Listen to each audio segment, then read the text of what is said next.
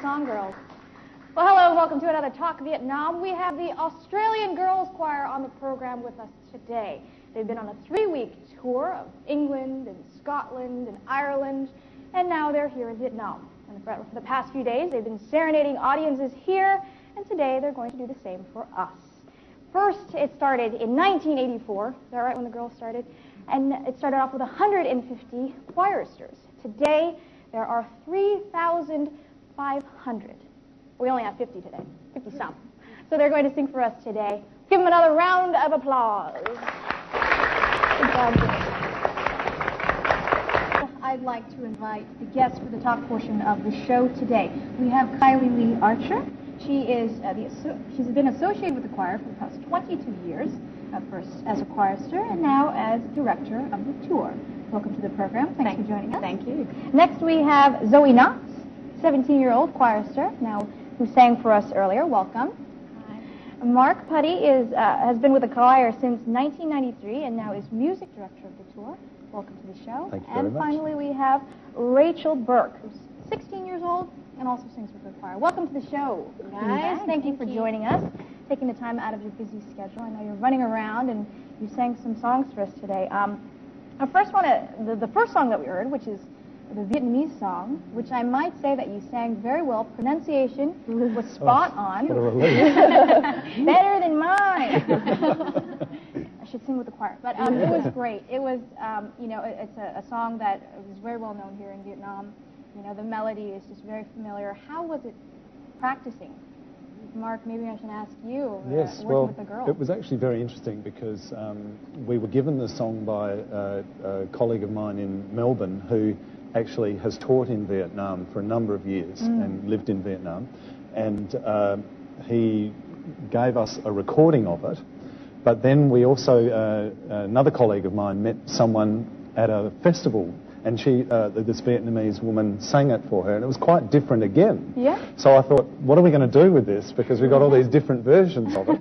So we listened to both and went with what we thought. But fortunately, I've been on tour before here, back in 2004, and we worked with a primary school choir then, and we got the pronunciation from them as well. So we cleaned up some of the discrepancies from last time. Great. Well, it sounded great. And girls, how was it to actually sing the song? Was it difficult, Rachel? Well, it was difficult to learn it at first because we do quite a few songs in different languages, but they're generally sort of like European languages, like we do French and Spanish and things like that. But so it was quite difficult at first. But once you got the hang of it and sort of had done it quite a few times and got the hang of it, then it was How about you, Zoe? How was it for you? Well, I was on the tour in 2004 as well, so I just had to pull it out of the memory bank. I'd already learnt it before, so it's just clearing up a few word discrepancies in my head, but pretty much I'd already learnt it before. But the first time I learned it really, really hard. You know, as an audience member, I was watching the girls on stage. It was a very polished performance. And Kylie and Mark, as directors, I mean, how do you work with the girls to make them professional on stage?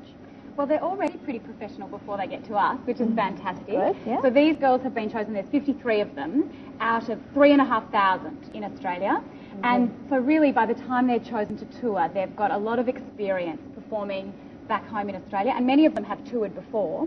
And then we bring 53 of them together from 4 different places, and they get 3 days.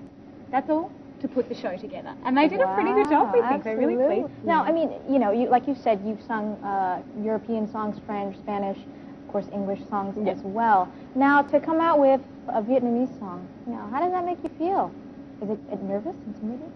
I think especially performing it in Vietnam is quite intimidating because you kind of think like, are they going to understand me? But it's fun to be able to say that, like, you've done all this other stuff like in different languages and that kind of thing. So it's good like experience and good to learn that kind of thing. So have that skill and stuff. Yeah. Skill. Now, Zoe, you've sung it before, but now this time around, how did it feel? Always still scared about people not understanding us because European languages I find come a lot more naturally, so I'm always pretty confident with those, but with the Asian language, just, it's not something I really do, so it gets a bit nerve-wracking. Will they understand what we're singing about, or will they be really offended that we've massacred their language? Well, no, I think you girls did very good with pronunciation. For the Vietnamese audience members out there, they did a good job, right? You understood the song. Walk out, bye. You heard it. Okay, they understood. We were very scared that we would mispronounce a couple of words and that it means something completely different. Because that's very easy to do, isn't it? That is very easy to do with Vietnamese, absolutely. I mean, have you ever taken some of the lyrics and very poetic, you know, just go out on the street and been like, "Qua cầu gió bay." We could try some of that too, it might work. Well, now during their trip to Vietnam, the Australian Girls Choir, they had a grand performance at the Red Scarf Theatre at the Children's Palace here in Hanoi. They showed audiences here something that they most likely haven't seen before, so let's take a look at that. When the show began, the girls told their own stories about their beloved home, Australia. And stories and legends of the first Australian were recounted for the audience.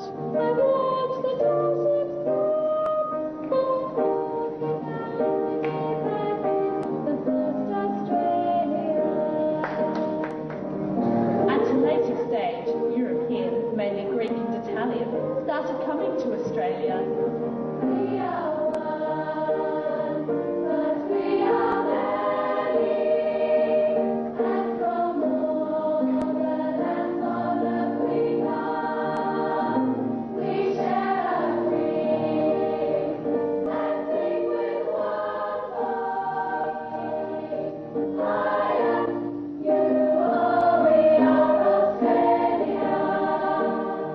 And I was very proud as an Australian to see them performing in front of an audience who were mainly Vietnamese.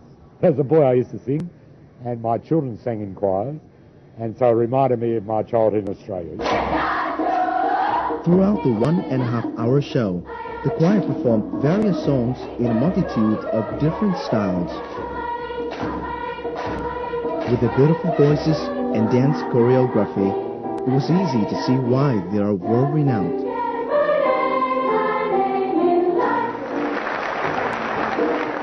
Việt Nam mình nên có những cái mô hình như thế này.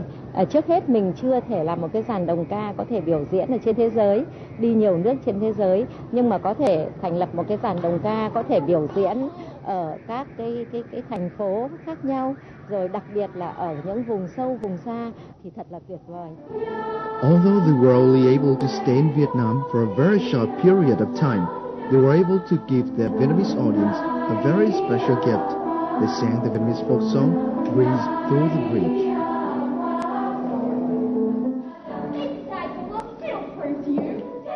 With their talent and commitment, the choir members have been able to build a worldwide reputation. And just like they do everywhere they go, here in Vietnam, they truly captivated their audience. Now, Mark, you've been to Vietnam before, that's correct? Yes. Yes. Now, Zoe, Rachel, have been to Vietnam at all? I have. You Yeah, have? I Haven't? No, How's I haven't. No, it's my first time. first time? What's your experience been like so far? It's fantastic. I absolutely love it. It's so vibrant and bustling, of course. We have big cities in Australia, but nothing like the number of people all packed into one close area. So that kind of vibrancy is really interesting and exciting for us. It just makes everything feel really alive and special and exciting. And how about, it's so different. Oh, and how about performing? You know, in front of a Vietnamese audience. How was that, Rachel?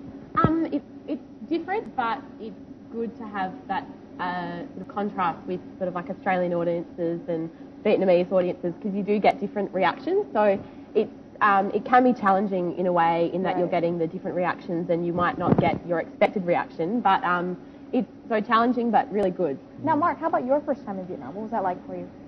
It was really exciting. It was quite, I just wasn't prepared, I don't think, and nothing can really prepare you for a new place. But I felt this time that I feel a lot more relaxed about it. Last time I was worried that I was going to get run over. Crossing the street. And now like that I game feel... Frogger. Yeah. Like Frogger? Yes, yeah. yes. Just keep going. That's the key. But now I feel like, okay, I'll just walk out and hopefully they'll move, and if they don't, I guess I'm dead. Leap of faith. Yeah, leap of faith. Well, here's the good thing. They're going at slower speeds. I mean, it's not Yes. like, 50, 60 kilometers per hour on the road, so that little bump is okay. But now you know how to cross the street. Very vital. Yeah. Here. I had a taxi ride last night, quite some distance, and I just could not believe there was one spot when I reckon there was 100 metres in front of me, was just wall-to-wall motorbikes, and I just could not believe it. And somehow people were finding their way through. Yeah. Just very, very like clever. Swimming in the sea. That's how they do it. Now, the choir was established in 1984. What was the reason for its inception?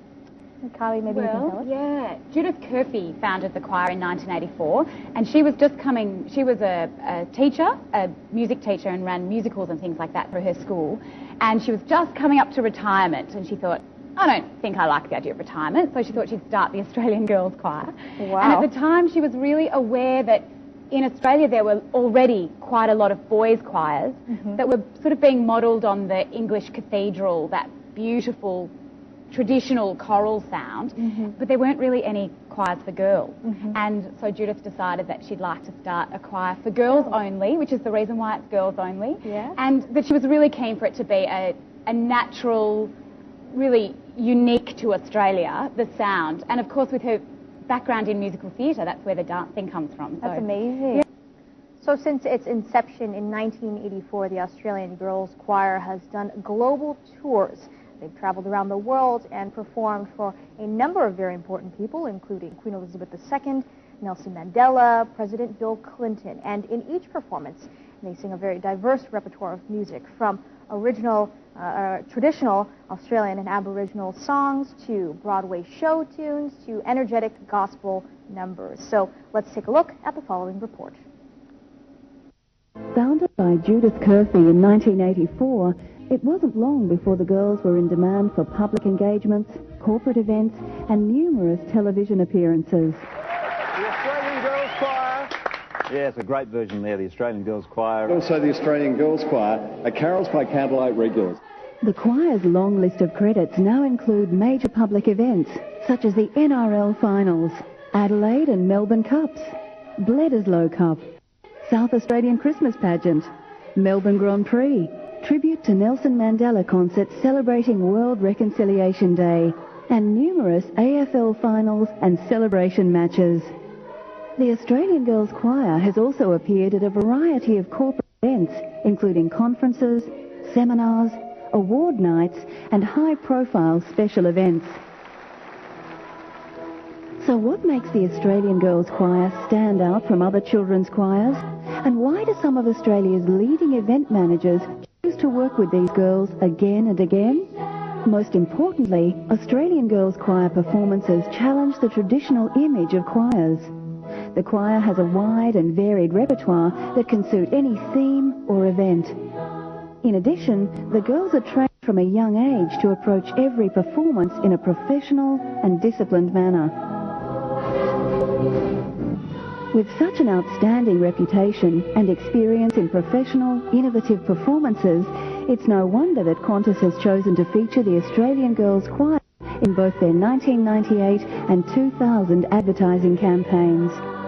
These confident girls bring to their performances a fresh style and youthful energy which reaches audiences from all walks of life and enhances any occasion.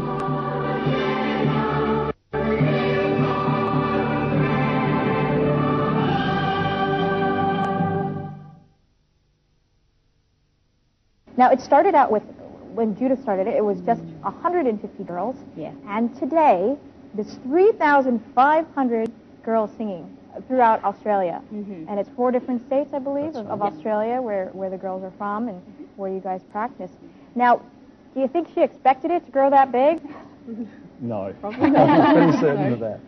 But one of the exciting things about it is that I think the thing that she also didn't realise was how many of the ex-choristers, Kylie, the prime example, are now actually running the choir. You know, they're involved there. There's 11 or 15 full-time employed staff who are ex-choristers. Wow. A lot of part-time people working with the choir. Well, the girls' choir then can be kind of like a lifetime experience for some people. That's exactly right. Yeah, and it has become, and that's exactly the bit that Judith says that she couldn't have imagined, is that it really has become like a 3,500 piece family, and that there's so many interesting connections. And on the staff, there's 6 staff on tour at the moment, and 4 of us are ex-choristers. We're in the choir ourselves at one point, so it's kind of exciting to have experience touring as a chorister and then to be leading the girls and helping them along the way. So when Zoe said that she can help the girls having experienced Vietnam twice, well, as staff, we can also let them know what it was like to be a chorister when we were little. Absolutely. What better advice, right? Having experienced it yourself. Now, at what age? I mean, I've seen a wide range of ages for the girls in the choir. At what age can you begin singing? When you're 4? Yeah, about 4. You can start when you're 4. Yeah, very little. 4 or 5. There are girls who are 4 years old and singing all these complicated songs. They're not on tour with us. No, they're not on tour. But I mean, is it separated in a way where they learn songs that are appropriate for that age group? When did you start? I started when I was 9, I think. 9? Yeah. Oh, wait. I was near 4. About 9. About 9, yeah. Well, I've been in the choir for 8 years. So, 8 years. And you, Zoe? I started when I was about 10, so I've been in it for a while now. 7 years. 2 tours? 2-tour veteran? I started when I was 9. You were 9. Yeah. So, but we do have girls on the trip who started when they were 5 and have progressed through the levels of the choir and are now ready to be on tour. Some of them are still very young. We've got 11-year-olds touring with us. So on this tour right now, an 11-year-old, and the oldest is? 17. 17. So from 11 to 17. Yeah. Now, in terms of prior training for girls who want to join, do they have to go through voice lessons prior? Do they have to have experience? Or what are the requirements for joining? No, basically, the belief is that anyone can sing, and so anyone comes along, they get a Guernsey. And That's not a really good expression to use here, is it? They get a chance. They get a chance. So it's a very open process to joining the choir. So any little girl who wants to sing is welcome to come along and join in. And of course, as they get older and develop their skills by doing concerts and classes every week, then there is a process as they get more and more experienced and better at it. And then go on tour. Exactly. That's exactly it. Now, Kylie, when you joined at 9 years old, how was the girls' choir at that time? Well, things were very different then. It was, of course, much smaller. I think the thing that's changed the most is the movement and the dancing. Pretty safe to say that when I was in the choir, it was fairly daggy dancing. It was a bit average. Swaying. Yeah, exactly. A bit of swaying, a bit of clapping. No, please. Come on. And now, of course, the girls are doing some really sophisticated dancing, and they're so polished at it, as you said. So I think that's probably the biggest difference. But the singing, the enjoyment of singing in a group, I'm sure that's exactly the same. How about you, Mark? You've been with the choir since 1993. Yes. And what can you see, in your experience with working with the choir? How is it? I think what Kylie said about the movement has become a lot more sophisticated. I think the girls pick up things a lot quicker now than they did. Okay. Sorry about those of you in the staff who are on this trip. Some of the staff members on this trip have been on tours that when I first started with the choir, so it's been quite interesting to see that. But I'm sure they would agree with me that the show is quite different now, and I think that's the difference. I think attention to detail. We just develop things more each year, or people come up with ideas. We'll have think tanks, and well, what about doing? We're sick of it doing it that way. Let's try something different. And so our show that we put on this year on tour goes for about 45 minutes, and basically there's not any room for stopping. Normally you'll find that a choir will perform a song, and we noticed this the other day when we were working with school groups, and no disrespect to school groups, but you'll get them, they'll sing a song, the teacher will talk, teacher will turn back to the music stand, start conducting the next piece, and it's stop-start. With ours, you'll find that a girl will go and introduce the next item, and as she's walking back, the piano starts or the drum starts. Movement happens into the next song, and so it's quite continuous. Right, that sounds like a rigorous routine. 45 minutes. You guys got tired? It's pretty tiring, but you're just having so much fun that it's really, you're sort of, afterwards you don't really feel tired. You're sort of more on a bit of a high, really, because you're so... Adrenaline. Adrenaline rush for the whole time. The choir has sung before very impressive audiences. You've had presidents and royalty and a number of different people. How is it singing before them? I mean, These are probably big events, I'm sure. Last time we were in Hanoi, back in 2004, we performed for the Vice President of Vietnam, and that was a very, very moving performance in the Hanoi Opera House, Wow. which is a beautiful space to perform in, absolutely fantastic. And it was to do with making statements about child trafficking, and it was a very, Really? very emotional performance. I don't know whether you remember it very No, well, I do. but there were a lot of tears in the house. We had 5 victims of child trafficking making speeches about the rights of children, and they spoke in Vietnamese, and we had our girls from tour, our speakers from tour, doing English translations. Oh, wow. And it was a very well attended event and just incredibly moving. And we sang one song, which I remember, "We Rise Again," which was just so appropriate. And tears, the whole works. Emotional. Yeah, a lot of Emotional people. performance. Yeah. Oh, I want to ask Rachel and Zoe. You're up there on stage, and you know you're looking down at the audience. I know you look at your conductor, but you kind of stray. If an eye strays and you see like Nelson Mandela, you know, in the audience, what is that like? I mean, how do you feel up there? It's a pretty amazing feeling, really, because I mean you're working hard, but you know it's all worth it, and people have come to see you, and it's pretty amazing. Like everyone's watching you, and you're performing for this person, and they're sort of with you, and you kind of, in a way, a lot of the time you sort of feel like you're singing just to them as well, which can be really moving. And I mean, sometimes you do get quite choked up as well. It's quite emotional for us as well, in that you're performing in that area, and it's really quite amazing. Yeah. That is amazing. How about you, Zoe? I mean, what's the feeling like? What's rushing through you when you're up on stage? I probably shouldn't say this, but it makes you feel important. No, that's all right. I think that's great. No, it's true. And it makes you feel like, I don't know, our singing is valued, and just, it's quite cool. To the next song. The girls are going to sing another song for us.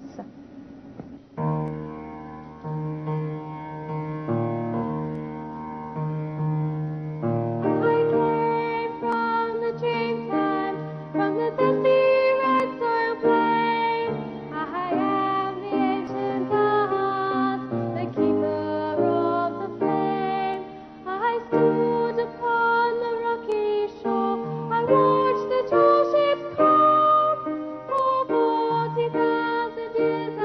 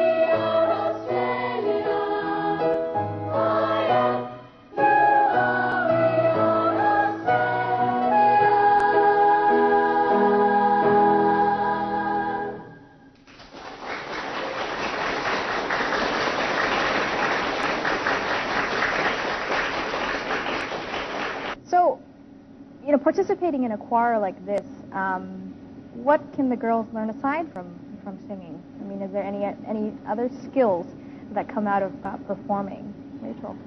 You get a lot of confidence within yourself, and I know that I've definitely found that with sort of being in like drama productions and things like that. I've already got those skills, and I think you even enjoy it more as well because you sort of know how to handle yourself and just even in everyday life. Kylie, what do you hope to instill in the girls who are joining the choir? Well, I think that Zoe kind of touched on it before when she was talking about singing for important people and that making her feel important. And I think that being a part of a group like this, in terms of image, it does give you a high sense of self-esteem because you can't help but feel like you're part of a group who look after each other, musically of course, but also socially. When we're touring, we need to rely on each other for all sorts of different things because our family aren't with us. Right. But also certainly performance-wise, when you are singing at the Hanoi Opera House or at the Red Scarf Theatre or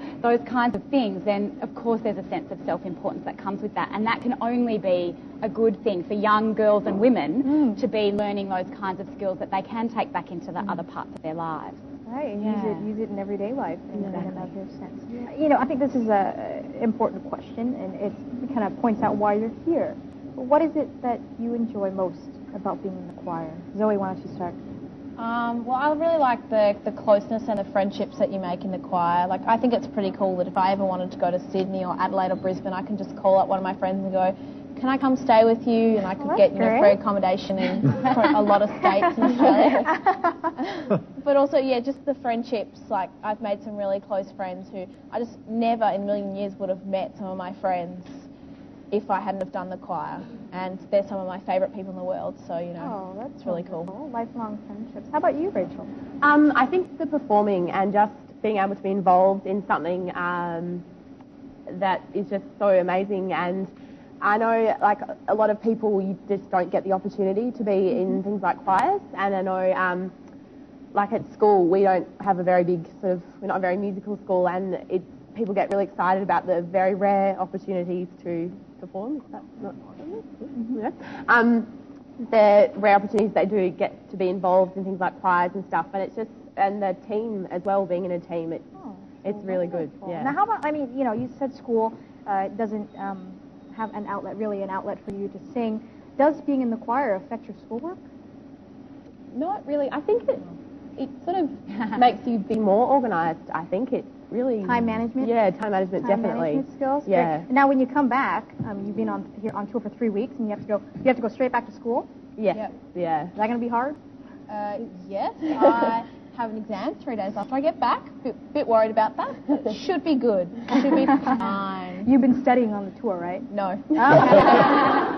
Don't let her teacher know that. Well, among some of the activities that the girls' choir has been on, they've done school exchanges, and they also went on a visit to Batchang Pottery Village, which you mentioned earlier. So let's take a look at their visit.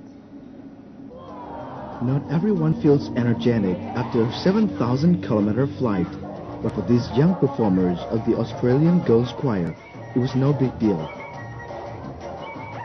As soon as they got off the plane, they were ready for their first activity, field day with the pupils of Dunedin School. It's really exciting meeting all these little kids. They're very happy to dance and sing with us. Yeah, it's very fun. It's really good. I like all the kids. They're really friendly and they all smile. Having different nationalities and speaking different languages were not obstacles when it came to dancing and singing. The social and cultural gaps between these boys and girls disappeared, and tiredness and awkwardness has no place on stage. Các bạn người Úc rất là tự nhiên, cháu cũng thích ạ, cũng hơi mệt ạ. The Vietnamese students had a chance to enjoy the beautiful harmonies sung by the talented members of the choir.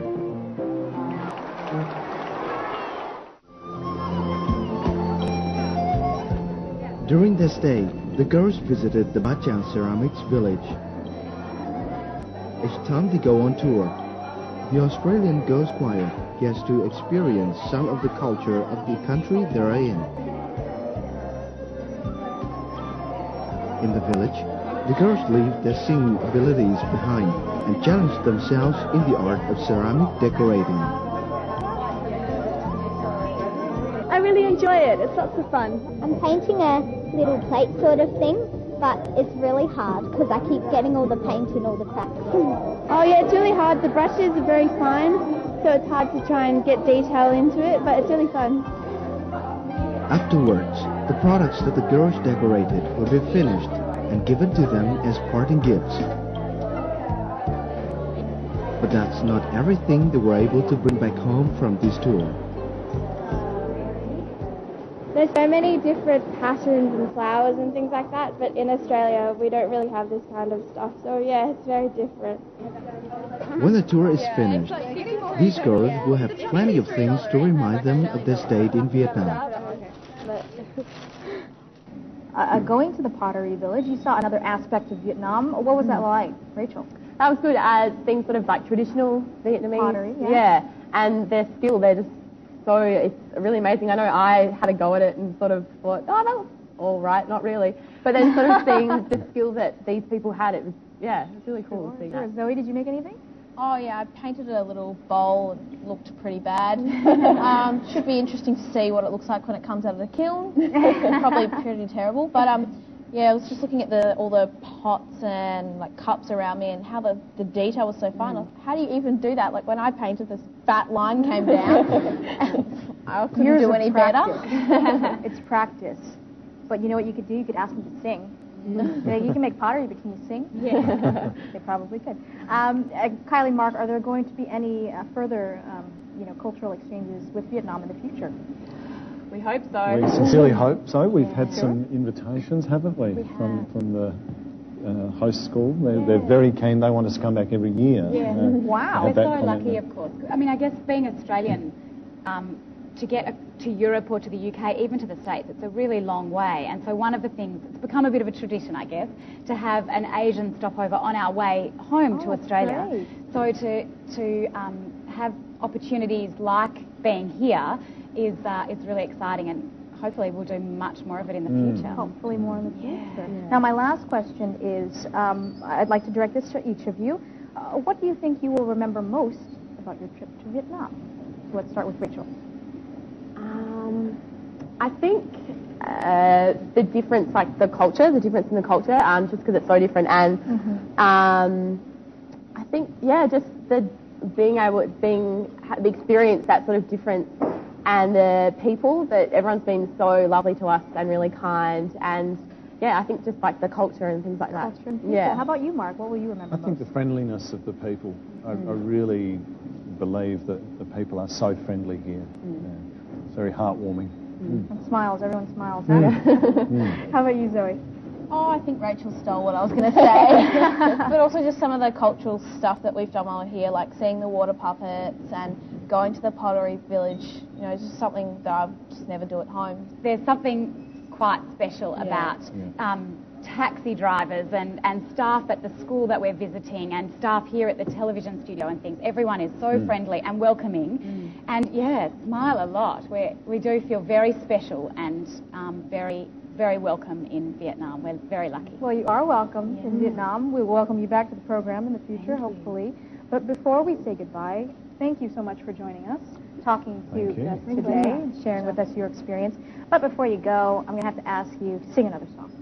One more song for the road before we say goodbye. So here we go. Enjoy another song from the Australian Girls Choir.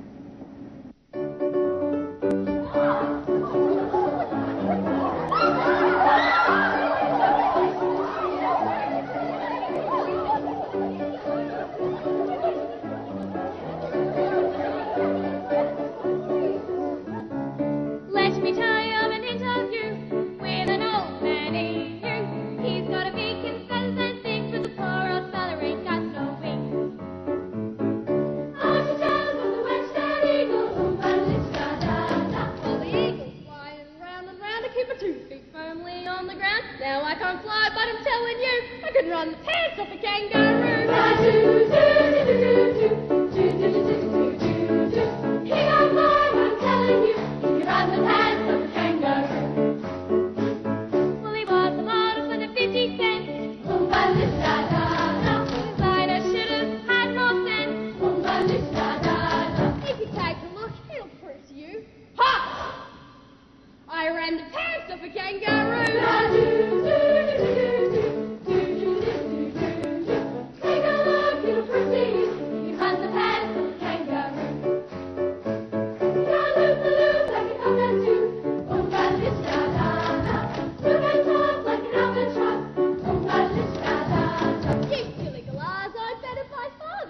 cockatoo or a budgerigar, they squeak it out.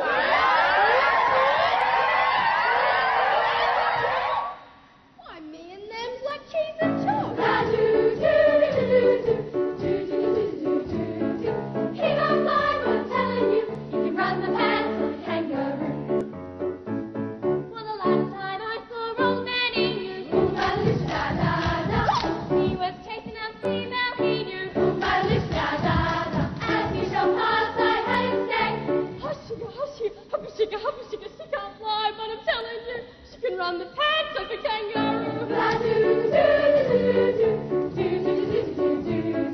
Take a look at a pretty goose, he can run the pants of a kangaroo. Well, there is a moral to this ditty, oompa-lish-da-da-da. Thrush can sing, but he ain't pretty, oompa-lish-da-da-da. Duck can swim, but he can't sing, nor can the eagle on the wing. If you can't fly, but I'm telling you, you can run the pants of a kangaroo. You can run the pants of a kangaroo. Oompa-lish-da-da-da. Good job, girls. Wonderful job, girls. Beautiful singing. Ladies and gentlemen, the Australian Girls Choir. Thank you girls so much for joining us on the program today. I do hope that you'll come back to Vietnam and come on the show again and sing again. That is it for this Talk It Now. We'll talk again next time. Bye-bye.